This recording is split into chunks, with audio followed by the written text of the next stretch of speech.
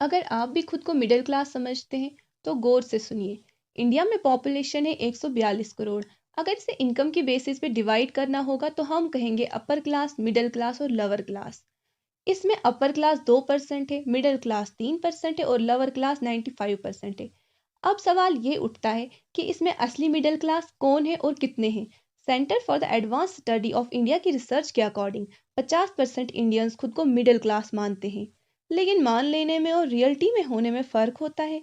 Research के according India में 25,000 से 50,000 तक कमाने वाले लोग रियल मिडिल क्लास हैं और इसमें 3% ही आते हैं, यानी कि सिर्फ 4 करोड़ ही आते हैं। अब आप कहेंगे मैं तो महीने पे 40,000 कमाता हूँ, इसका मतलब मैं तो मिडिल क्लास हूँ। लेकिन ऐसा भी नहीं है, क्योंकि अगर आप घर पे अकेले कमाने वाले हैं और आपकी फैमिली में 4 लोग हैं तो उस 40,000 को आप 4 लोगों में डिवाइड कीजिए तो आपके पास कितना रहता है, 10,000।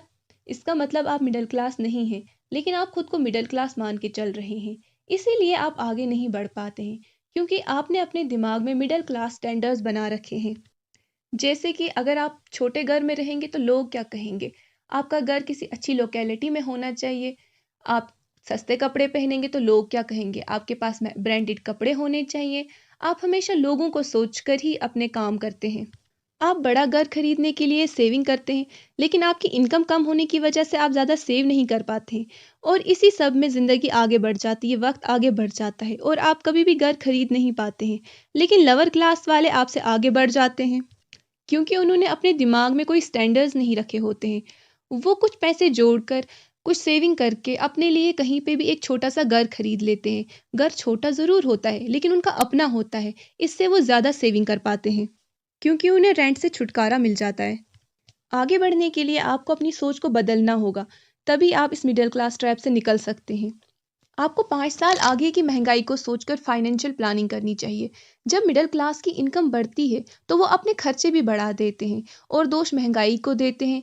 हम मानते हैं कि महंगाई हो रही है, महंगाई ज़्यादा है, लेकिन लोगों को देखना चाहिए बढ़ती इनकम के साथ अपनी ख्वाहिशों को और नहीं बढ़ाना चाहिए। उतना ही खर्चो जितनी आपकी ज़रूरत है।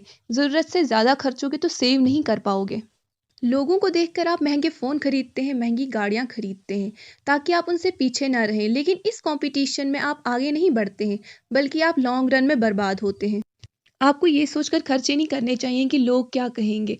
लोग आपको कंजूस कह सकते हैं, लोग आपको कम समझ सकते हैं, लेकिन आपको सेव करना चाहिए, क्योंकि जब आप सेव करके वो पैसे कहीं इन्वेस्ट करेंगे तो आपकी इनकम बढ़ती रहेगी और आप आने वाले सालों में उन लोगों से आगे चले जाएंगे। कुछ लोग तो इस बात से खुश होते हैं कि मेरे पापा तो 40,000 लेते थे और मैं तो उनसे आगे बढ़ गया, मैं तो 1 लाख रहता हूँ। लेकिन आपने ये सोचा है कि उस टाइम में महंगाई कम थी, इस टाइम में महंगाई ज़्यादा है और आने वाले सालों में महंगाई और ज़्यादा होने वाली है। ये सोचकर अपनी इनकम को बढ़ाएं और अपने खर्चे कम करें। लोगों को खुद को अमीर दिखाने के लिए उधार ना लें और ना ही लोन पे बड़ी गाड़ियां, बड़े मोबाइल लें, क्योंकि इस सब से आपका नुकसान ही होता है। आप बर्बाद होते हैं। लोग सोचते हैं क्या हुआ, थोड़ा सा इंटरेस्ट देना है, कुछ ही परसेंट है, लेकिन ये नहीं देख पाते हैं कि वो दिखावे के चक्कर में फंस रहे हैं। हर कोई ब्रांड के पीछे भाग रहा है, सबको सब कुछ ब्रांडेड ही चाहिए और इस सब से आप उन ब्रांड्स को ज़्यादा अमीर बनाते हैं और खुद बर्बाद हो जाते हैं। वैसे तो ये महंगे कपड़े, ये महंगी गाड़ियाँ, महंगे फ़ोन आपको वही काम देते हैं जो सस्ते फ़ोन, सस्ती गाड़ियाँ और सस्ते कपड़े देते हैं। वैसे ये सस्ता इतना सस्ता भी नहीं होता, ये सब भी महंगा ही होता है। तो ज़्यादा महंगा लेकर खुद को परेशान क्यों रखना, ईएमआई भरने के लिए परेशान क्यों रहना। तो ज़िंदगी को आसान बनाएं, तभी तो आप तरक्की कर पाएंगे। उम्मीद है आप कुछ तो समझ गए होंगे और ऐसी ही बातें सीखने के लिए मेरे चैनल को सब्सक्राइब करें।